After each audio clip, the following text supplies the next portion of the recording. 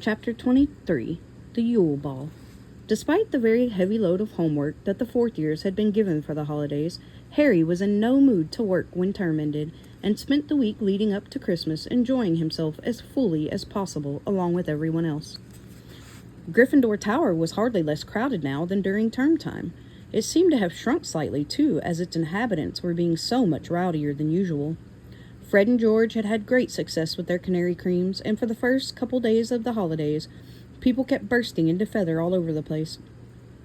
Before long, however, all the Gryffindors had learned to treat food anybody else offered them with extreme caution, in case it had a canary cream concealed in the center, and George confided to Harry that he and Fred were now working on developing something else. Harry made a mental note never to accept so much as a crisp from Fred and George in the future. He still hadn't forgotten Dudley and the tongue toffee. Snow was falling thickly upon the castle and its grounds now. The pale blue Beauxbaton's carriage looked like a large, chilly, frosted pumpkin next to the iced gingerbread house that was Hagrid's cabin, while the Durmstrang ship's portholes were glazed with ice, the rigging white with frost. The house elves down in the kitchen were outdoing themselves with a series of rich, warming stews and savory puddings, and only Fleur Delacour seemed to be able to find anything to complain about. "It is too heavy, all this Hogwarts food," they heard her saying. "It is too heavy, all this Hogwarts food," they heard her saying grumpily as they left the great hall behind her one evening, Ron skulking behind Harry, keen not to be spotted by Fleur. "I will not fit into my dress robes." "Oh, there's a tragedy," Hermione snapped as Fleur went out into the entrance hall. "She really thinks a lot of herself, that one, doesn't she?" "Hermione, who are you going to the ball with?" said Ron. He kept springing this question on her, hoping to startle her into a response by asking it when she least expected it. However, Hermione merely frowned and said, "I'm not telling you. You'll just make fun of me." "You're joking, Weasley," said Malfoy behind them. "You're not telling me someone's asked that to the ball. Not the long-molared mudblood." Harry and Ron both whipped around, but Hermione said loudly, waving to somebody over Malfoy's shoulder, "Hello, Professor Moody." Malfoy went pale and jumped backward, looking wildly around for Moody, but he was still up at the staff table finishing his stew. "Twitchy little ferret, aren't you, Malfoy?" said Hermione scathingly, and she, Harry, and Ron went up the marble staircase laughing heartily. "Hermione," said Ron, looking sideways at her, suddenly frowning, "your teeth." "What about them?" she said. "Well, they're different. I've just noticed." "Of course they are. Did you expect me to keep those fangs Malfoy gave me?" "No, I mean they're different to how they were before he put that hex on you. They're all straight and normal-sized." Hermione suddenly smiled very mischievously, and Harry noticed it too. It was a very different smile from the one he remembered. "Well, when I went up to Madame Pomfrey to get them shrunk, she held up a mirror and told me to stop her when they were back to how they normally were," she said. "And I just let her carry on a bit." She smiled even more widely. "Mum and Dad won't be too pleased. I've been trying to persuade them to let me shrink them for ages, but they wanted me to carry on with braces. You know, they're dentists. They just don't think teeth and magic should—" "Look! Pigwidgeon's back!" Ron's tiny owl was twittering madly on top of the icicle-laden banisters, a scroll of parchment tied to his leg. People passing him were pointing and laughing, and a group of third-year girls paused and said, "Oh, look at the weeny owl. Isn't he cute?" "Stupid little feathery git," Ron hissed, hurrying up the stairs and snatching up Pigwidgeon.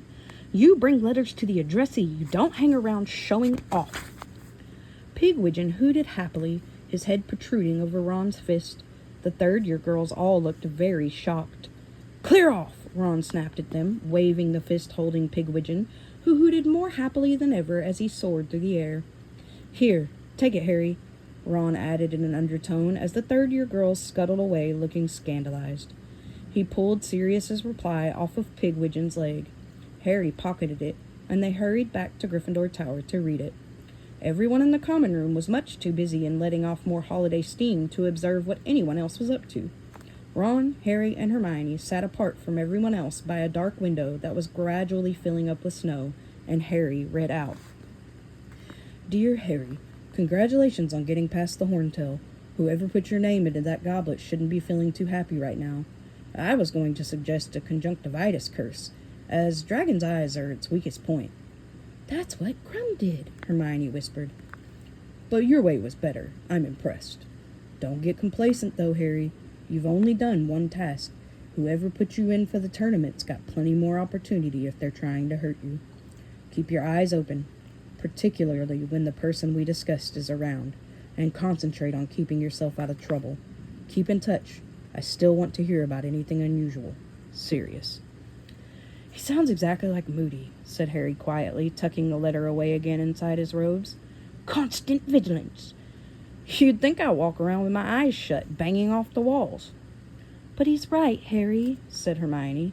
"You have still got 2 tasks to do. You really ought to have a look at that egg, and start working out what it means." "Hermione, he's got ages," snapped Ron. "Want a game of chess, Harry?" "Yeah, okay," said Harry. Then, spotting the look on Hermione's face, he said, "Come on, how am I supposed to concentrate with all this noise going on? I won't even be able to hear the egg over this lot."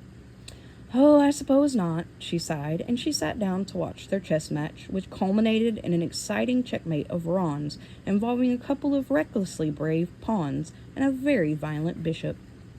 Harry awoke very suddenly on Christmas Day. Wondering what had caused his abrupt return to consciousness, he opened his eyes and saw something with very large, round, green eyes staring back at him in the darkness, so close they were almost nose to nose. "Dobby!"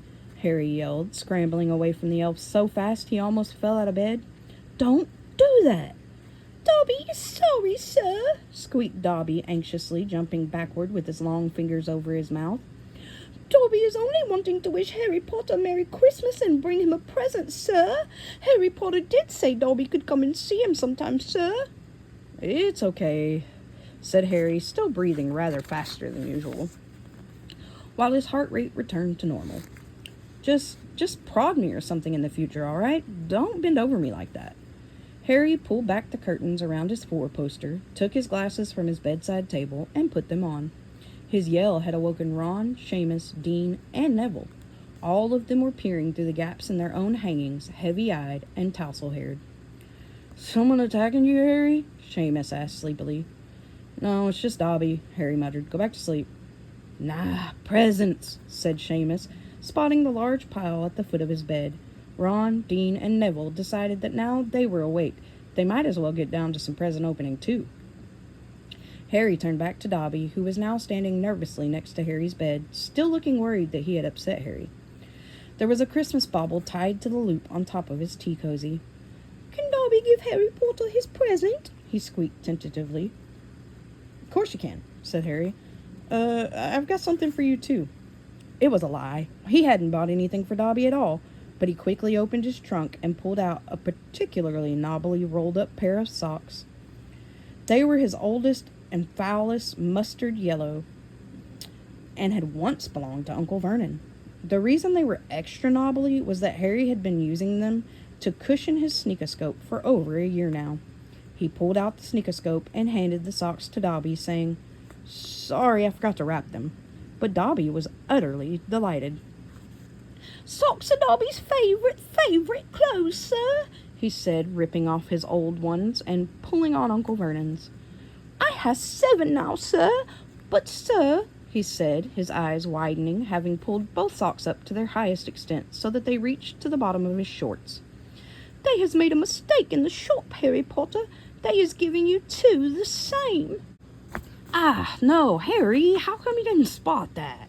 said Ron, grinning over from his own bed, which was now strewn with wrapping paper. "Tell you what, Dobby, here you go. Take these 2, and you can mix them up properly. And here's your sweater." He threw Dobby a pair of violet socks he had just unwrapped, and the hand-knitted sweater Mrs. Weasley had sent. Dobby looked quite overwhelmed. "Sir is very kind," he squeaked, his eyes brimming with tears again, bowing deeply to Ron. "Dobby knows Sir must be a great wizard, for he is Harry Potter's greatest friend. But Dobby did not know that he was also as generous of spirit, as noble, as selfless." "They're only socks," said Ron, who had gone slightly pink around the ears, though he looked rather pleased all the same. "Whoa, Harry!" He had just opened Harry's present. a Chudley cannon hat. Cool! He jammed it onto his head, where it clashed horribly with his hair. Dobby now handed Harry a small package, which turned out to be socks. Dobby is making them himself, sir, said the elf happily. He is buying the wool out of his wages, sir. The left sock was bright red and had a pattern of broomsticks upon it. The right sock was green with a pattern of snitches. They're really... Well, thanks, Dobby, said Harry. And he pulled them on, causing Dobby's eyes to leak with happiness again. Dobby must go now, sir. We is already making Christmas dinner in the kitchens, said Dobby, and he hurried out of the dormitory, waving goodbye to Ron and the others as he passed. Harry's other presents were much more satisfactory than Dobby's odd socks, with the obvious exception of the Dursleys, which consisted of a single tissue, an all-time low. Harry supposed they, too, were remembering the Tun-Tung Toffee. Hermione had given Harry a book called Quidditch, Teams of Britain and Ireland, Ron a bulging bag of dung bombs, Sirius a handy penknife with attachments to unlock any lock and undo any knot, and Hagrid a vast box of sweet, including all Harry's favorites, Bertie Bott's every flavor beans, chocolate frogs, Drooble's best blowing gum, and fizzing Whizbees. There was also, of course, Mrs. Weasley's usual package, including a new sweater, green, with a picture of a dragon on it. Harry supposed Charlie had told her all about the horntail, and a large quantity of homemade mince pies. Harry and Ron met up with Hermione in the common room, and they went down to breakfast together. They spent most of the morning in Gryffindor Tower, where everyone was enjoying their presents, then returned to the Great Hall for a magnificent lunch, which included at least 100 turkeys and Christmas puddings and large piles of Cribbage's wizarding crackers. They went out onto the grounds in the afternoon. The snow was untouched except for the deep channels made by the Durmstrang and Beauxbaton students on their way up to the castle. Hermione chose to watch Harry and the Weasley snowball fight rather than join in, and at 5 o'clock she said she was going back upstairs to get ready for the ball. What, you need 3 hours? Said Ron, looking at her incredulously, and paying for his lapse in concentration when a large snowball, thrown by George, hit him hard on the side of the head. Who are you going with? He yelled after Hermione, but she just waved and disappeared up the stone steps into the castle. There was no Christmas tea today, as the ball included a feast, so at 7 o'clock, when it had become hard to aim properly, the others abandoned their snowball fight and trooped back to the common room.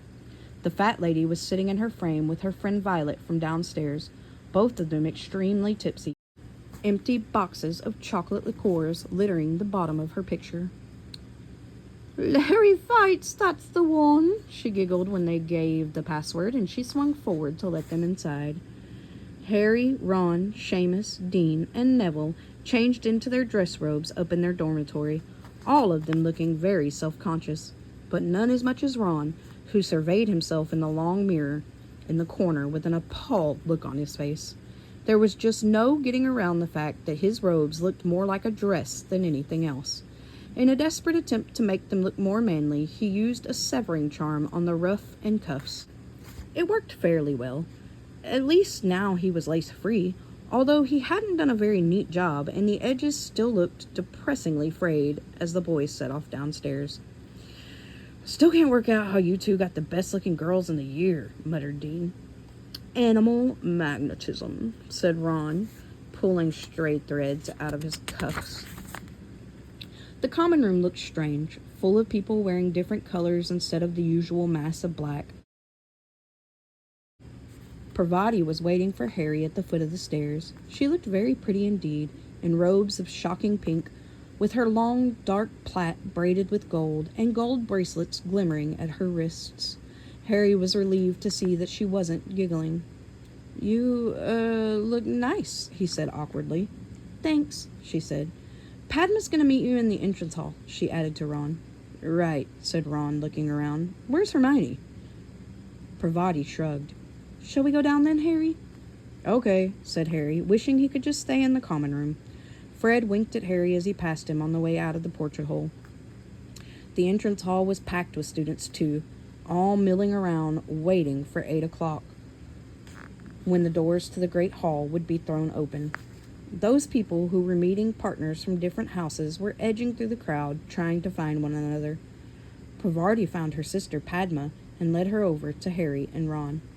"Hi," said Padma, who was looking just as pretty as Parvati, in robes of bright turquoise. She didn't look too enthusiastic about having Ron as a partner, though. Her dark eyes lingered on the frayed neck and sleeves of his dress robes as she looked him up and down. Hi," said Ron, not looking at her, but staring around at the crowd. "Oh, no."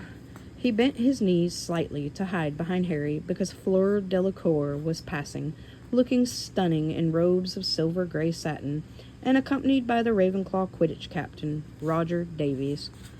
When they had disappeared, Ron stood straight again and stared over the heads of the crowd.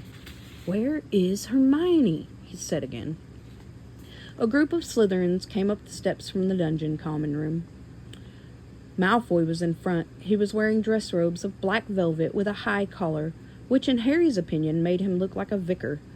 Pansy Parkinson, in very frilly robes of pale pink, was clutching Malfoy's arm. Crabbe and Goyle were both wearing green. They resembled moss-colored boulders, and neither of them, Harry was pleased to see, had managed to find a partner. The oak front doors opened, and everyone turned to look as the Durmstrang students entered with Professor Karakoff. Crumb was at the front of the party, accompanied by a pretty girl in blue robes Harry didn't know.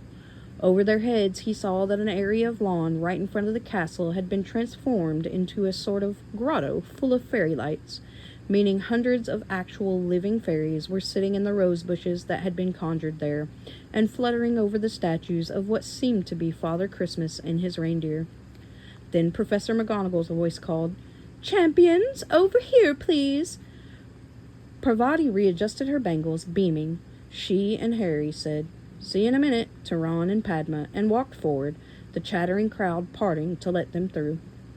Professor McGonagall, who was wearing dress robes of red tartan, had arranged a rather ugly wreath of thistles around the brim of her hat, told them to wait on one side of the doors while everyone else went inside. They were to enter the great hall in procession when the rest of the students had sat down. Fleur Delacour and Roger Davies stationed themselves nearest the doors. Davies looked so stunned by his good fortune in having Fleur for a partner that he could hardly take his eyes off of her. Cedric and Cho were close to Harry, too. He looked away from them so he wouldn't have to talk to them. His eyes fell instead on the girl next to Crumb. His jaw dropped. It was Hermione. But she didn't look like Hermione at all.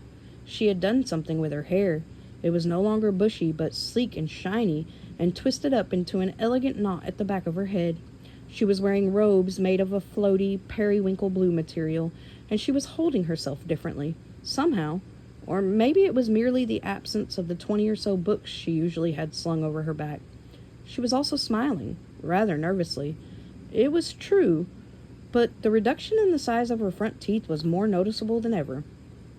Harry couldn't understand how he hadn't spotted it before. "Hi, Harry," she said. "Hi, Parvati." Parvati was gazing at Hermione in unflattering disbelief. She wasn't the only one either.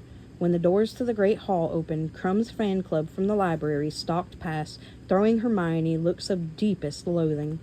Pansy Parkinson gaped at her as she walked by with Malfoy, and even he didn't seem to be able to find an insult to throw at her.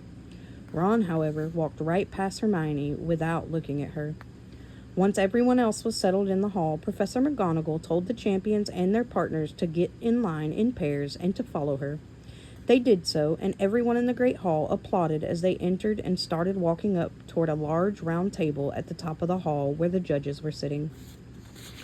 The walls of the hall had all been covered in sparkling silver frost, with hundreds of garlands of mistletoe and ivy crossing the starry black ceiling. The house tables had vanished. Instead, there were about 100 smaller lantern-lit ones, each seating about a dozen people. Harry concentrated on not tripping over his feet. Parvati seemed to be enjoying herself. She was beaming around at everybody, steering Harry so forcefully that he felt as though he were a show dog she was putting through its paces. He caught sight of Ron and Padma as he neared the top table. Ron was watching Hermione pass with narrowed eyes. Padma was looking sulky. Dumbledore smiled happily as the champions approached the top table, but Karakaroff wore an expression remarkably like Ron's as he watched Krum and Hermione draw nearer.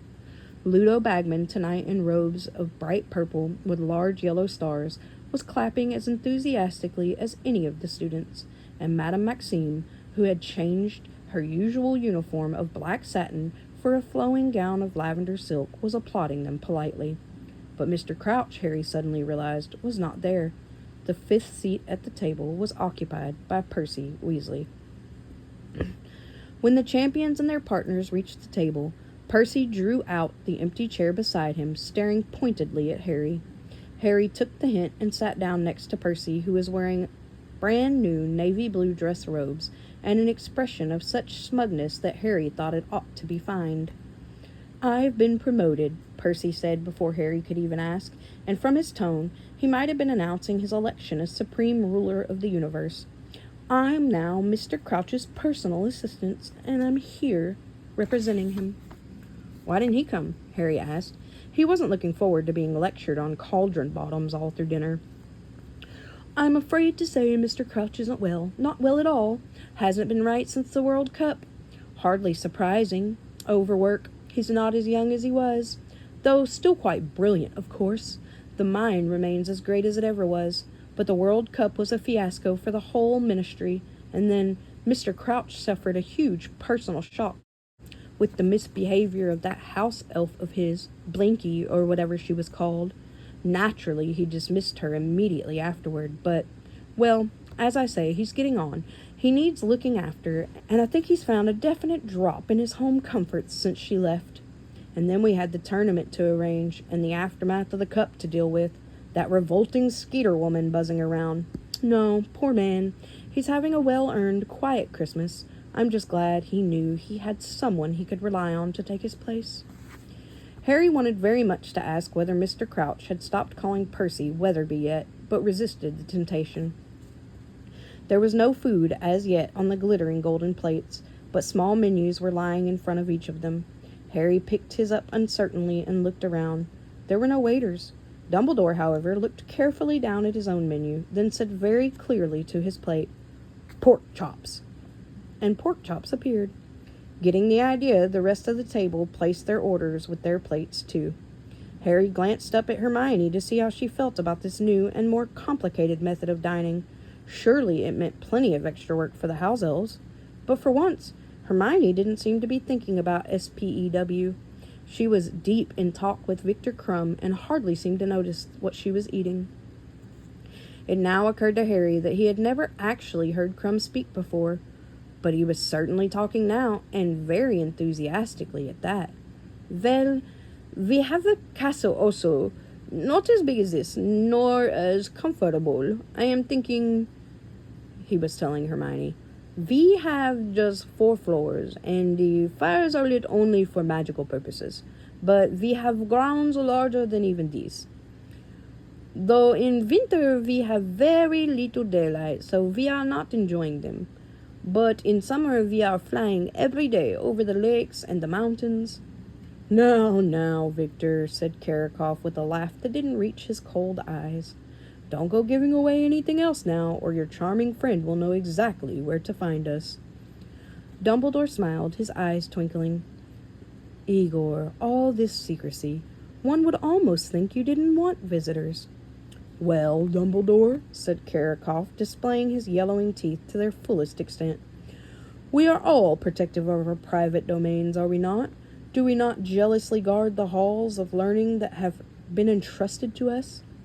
Are we not right to be proud that we alone know our school's secrets and right to protect them?"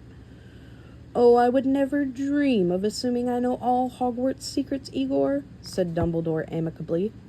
"Only this morning, for instance, I took a wrong turn on the way to the bathroom and found myself in a beautifully proportioned room I have never seen before, containing a really rather magnificent collection of chamber pots. When I went back to investigate more closely, I discovered that the room had vanished, but I must keep an eye out for it." "Possibly it is only accessible at 5:30 in the morning, or it may only appear at the corner moon when the seeker has an exceptionally full bladder." Harry snorted into his plate of goulash. Percy frowned, but Harry could have sworn Dumbledore had given him a very small wink. Meanwhile, Fleur Delacour was criticizing the Hogwarts decorations to Roger Davies. "This is nothing," she said dismissively, looking around at the sparkling walls of the great hall. "At the Palace of Beauxbatons, we have ice sculptures all around the dining chamber at Christmas. They do not melt, of course. They are like huge statues of diamond glittering all around the place. And the food is simply superb. And we have choirs of wood nymphs who serenade us as we eat. We have none of this ugly armor in the halls. And if a poltergeist ever entered into Beauxbatons, he would be expelled like that." She slapped her hand onto the table impatiently. Roger Davies was watching her talk with a very dazed look on his face, and he kept missing his mouth with his fork. Harry had the impressions that Davies was too busy staring at Fleur to take in a word she was saying. "Absolutely right," he said quickly, slapping his own hand down on the table in imitation of Fleur. "Like that, yeah." Harry looked around the hall. Hagrid was sitting at one of the other staff tables. He was back in his horrible hairy brown suit and gazing up at the top table. Harry saw him give a small wave, and looking around, saw Madame Maxime return it, her opals glittering in the candlelight. Hermione was now teaching Krum to say her name properly. He kept calling her Hermione. "Hermione," she said slowly and clearly. "Hermione." "Close enough," she said, catching Harry's eye and grinning. When all the food had been consumed, Dumbledore stood up and asked the students to do the same. Then, with a wave of his wand, all the tables zoomed back along the walls, leaving the floor clear. And then he conjured a raised platform into existence along the right wall. A set of drums, several guitars, a lute, a cello, and some bagpipes were set upon it. The Weird Sisters now trooped up onto the stage to wildly enthusiastic applause. They were all extremely hairy and dressed in black robes that had been artfully ripped and torn. They picked up their instruments, and Harry, who had been so interested in watching them that he'd almost forgotten what was coming, suddenly realized that the lanterns on all the other tables had gone out, and that the other champions and their partners were standing up. "Come on," Parvati hissed. "We're supposed to dance." Harry tripped over his dress robes as he stood up. The Weird Sisters struck up a slow, mournful tune. Harry walked on to the brightly lit dance floor, carefully avoiding catching anyone's eyes. He could see Seamus and Dean waving at him and snickering. And next moment, Parvati had seized his hands, placed one around her waist, and was holding the other tightly in hers. It wasn't as bad as it could have been, Harry thought, revolving slowly on the spot. Parvati was steering. He kept his eyes fixed over the heads of the watching people, and very soon many of them, too, had come onto the dance floor, so that the champions were no longer the center of attention. Neville and Ginny were dancing nearby. He could see Ginny wincing frequently as Neville trod on her feet. And Dumbledore was waltzing with Madame Maxime. He was so dwarfed by her that the top of his pointed hat barely tickled her chin. Mad-Eye Moody was doing an extremely ungainly two-step with Professor Sinestra, who was nervously avoiding his wooden leg. "Nice socks, Potter," Moody growled as he passed, his magical eyes staring through Harry's robes. "Oh, yeah, Dobby the house elf knitted 'em for me," said Harry, grinning. "He is so creepy," Parvati whispered as Moody clunked away. "I don't think that I should be allowed." Harry heard the final, quavering note from the bagpipe with relief. The Weird Sisters stopped playing, applause filled the hall once more, and Harry let go of Parvati at once. "Let's sit down, shall we?" "Oh, but this is a really good one," Parvati said, as the Weird Sisters struck up a new song, which was much faster.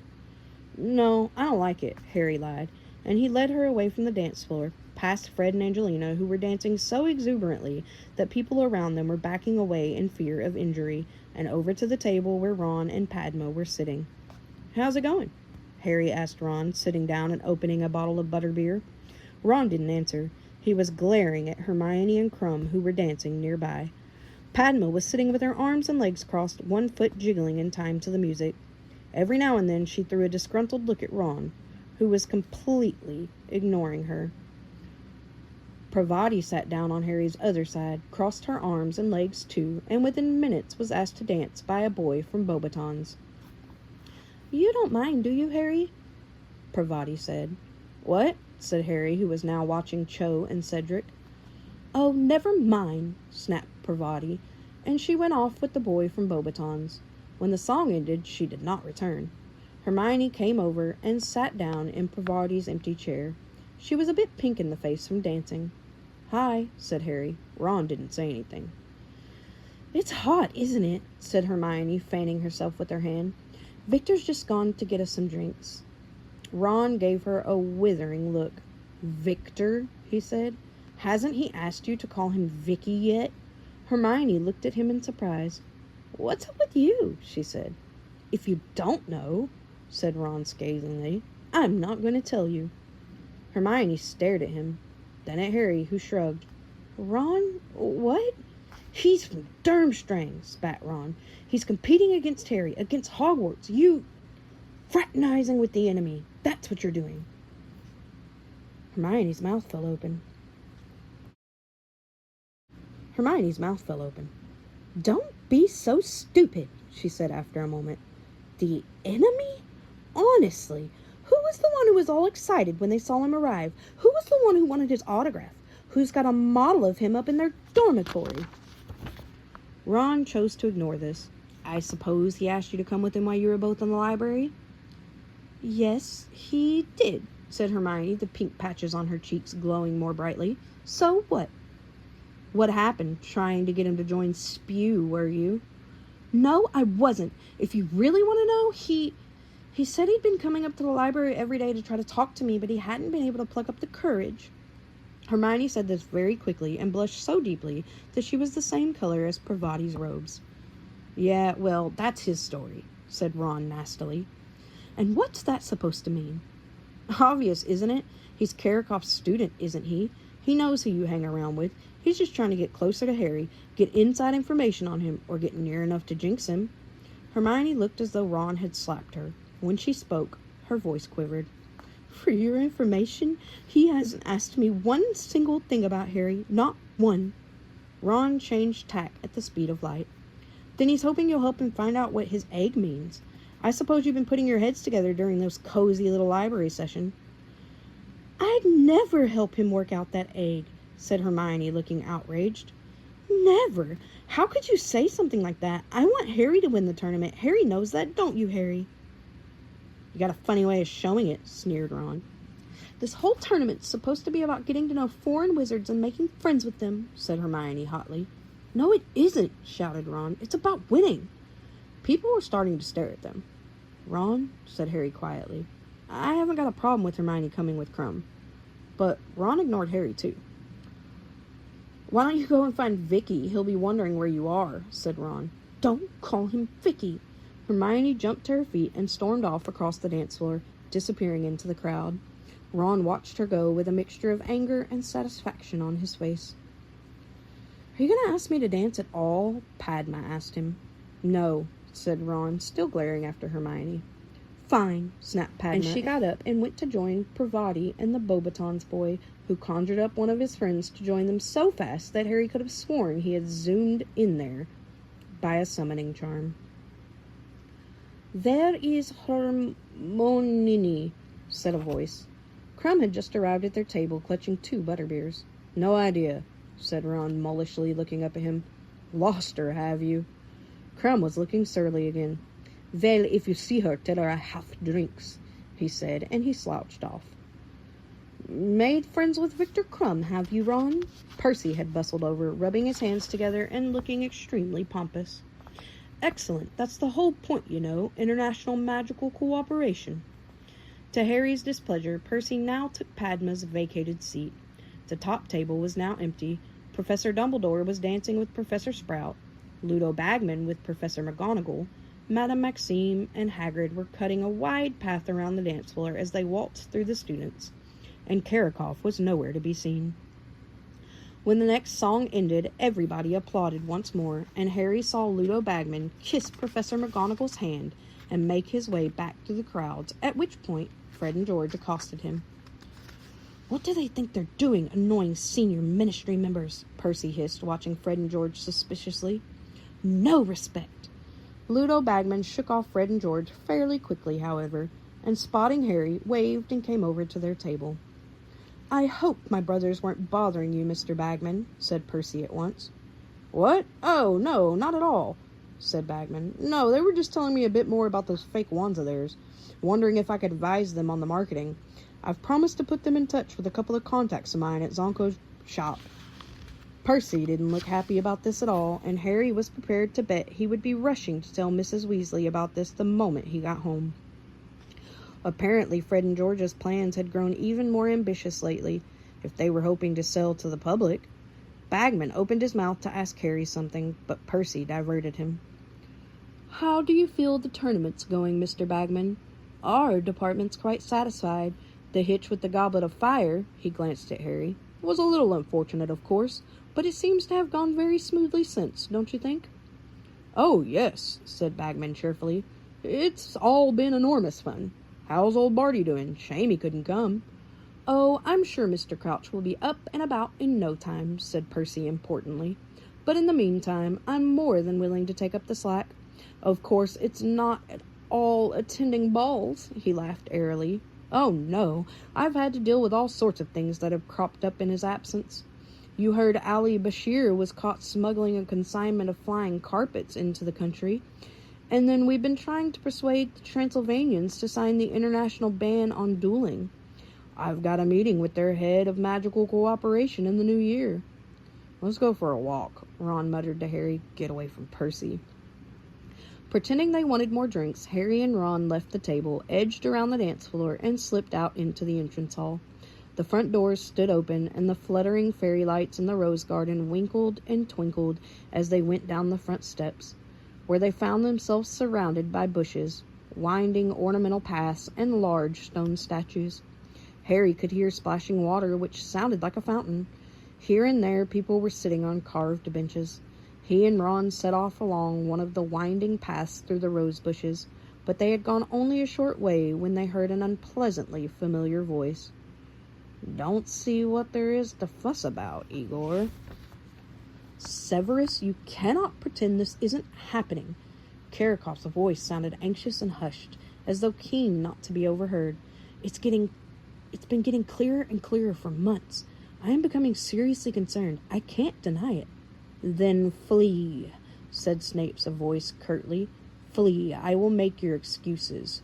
I, however, am remaining at Hogwarts." Snape and Karakov came around the corner.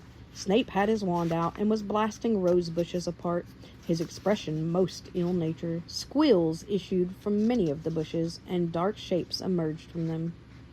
10 points from Ravenclaw, Fawcett," Snape snarled as a girl ran past him. "And 10 points from Hufflepuff too, Stebbins," as a boy went rushing after her. "And what are you two doing?" he added, catching sight of Harry and Ron on the path ahead. Karakov, Harry saw, looked slightly discomposed to see them standing there. His hand went nervously to his goatee, and he began winding it around his finger. "We're walking," Ron told Snape shortly. "Not against the law, is it?" "Keep walking, then," Snape snarled, and he brushed past them, his long black cloak billowing out behind him. Karakov hurried away after Snape. Harry and Ron continued down the path.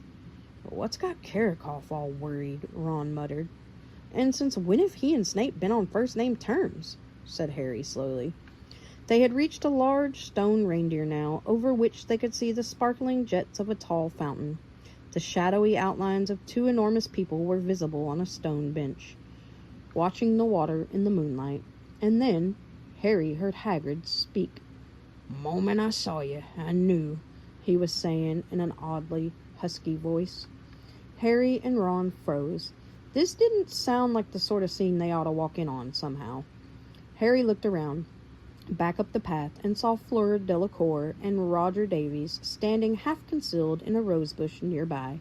He tapped Ron on the shoulder and jerked his head towards them, meaning that they could easily sneak off that way without being noticed.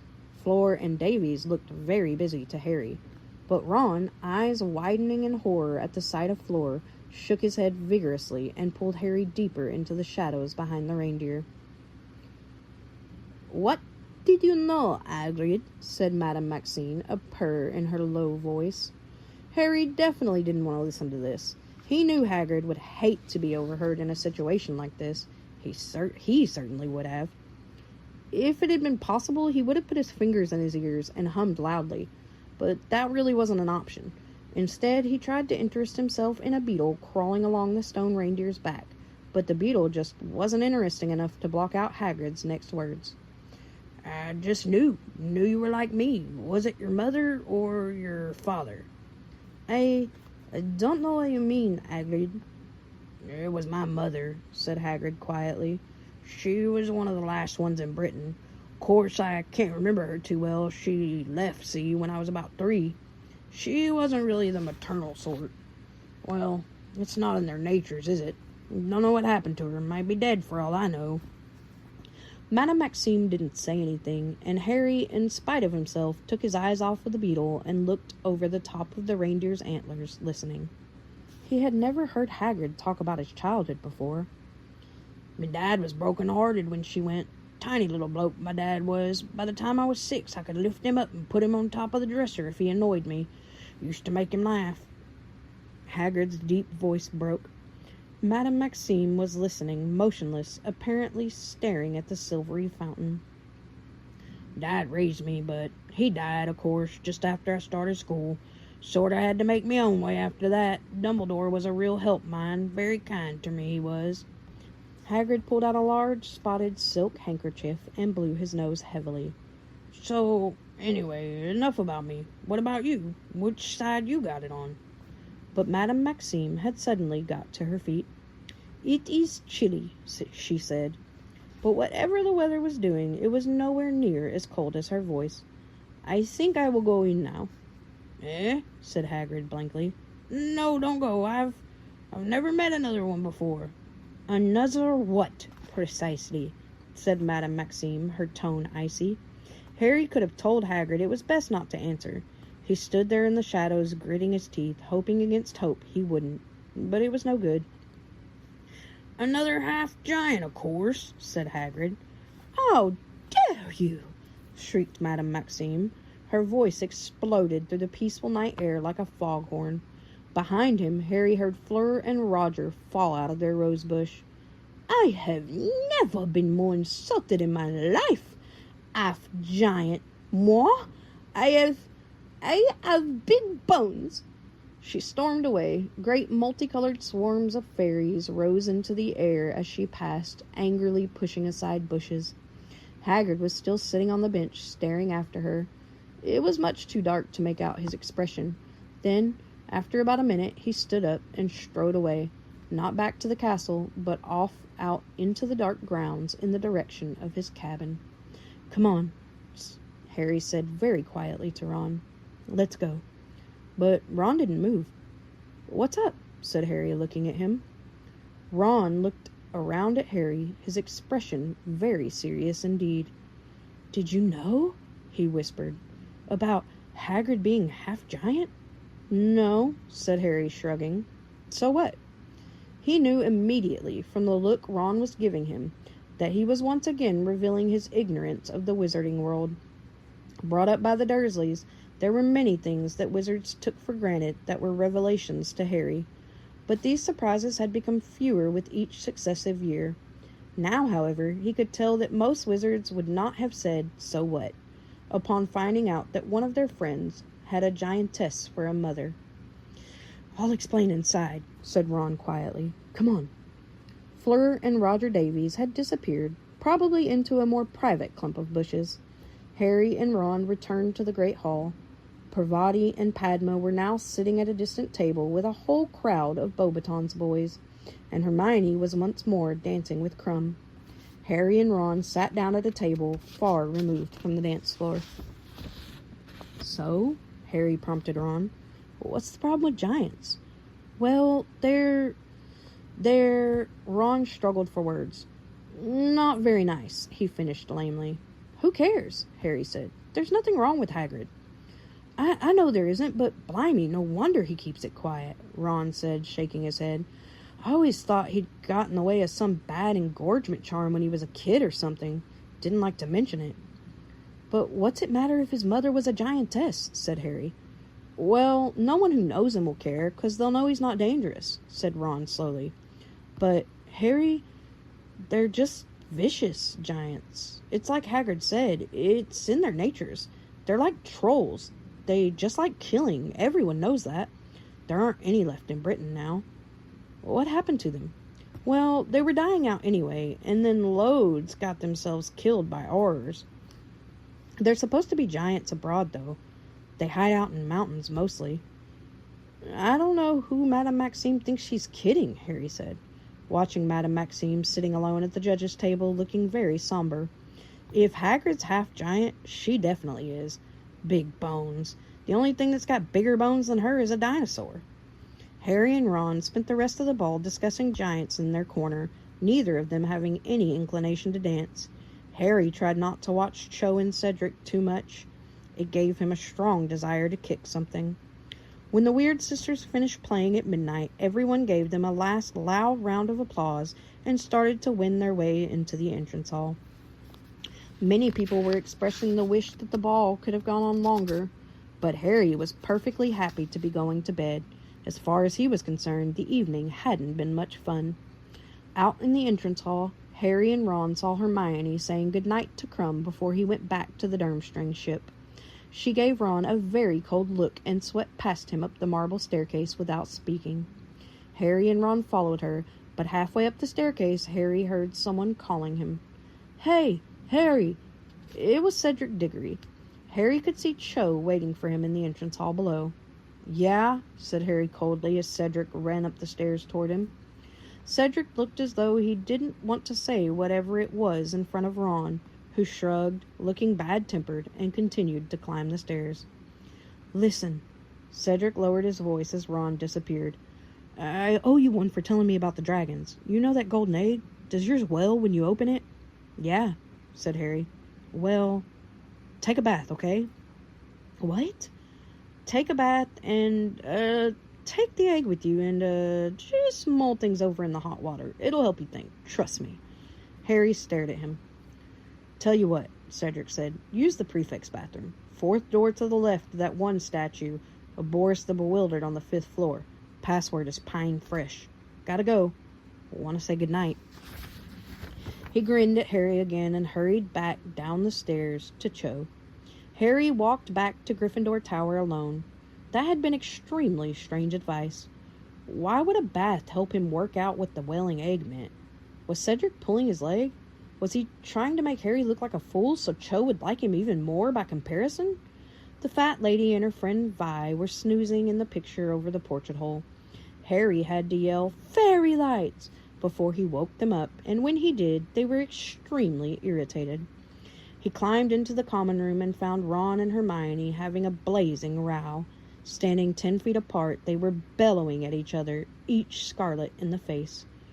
"Well, if you don't like it, you know what the solution is, don't you?" yelled Hermione, her hair coming down out of its elegant bun now, and her face was screwed up in anger. "Oh, yeah?" Ron yelled back. "What's that?" "Next time there's a ball, ask me before someone else does, and not as a last resort." Ron mouthed soundlessly like a goldfish out of water as Hermione turned on her heel and stormed up the girls' staircase to bed. Ron turned to look at Harry. "Well," he sputtered, looking thunderstruck. "Well, that just proves completely missed the point." Harry didn't say anything. He liked being back on speaking terms with Ron too much to speak his mind right now, but he somehow thought that Hermione had gotten the point much better than Ron had.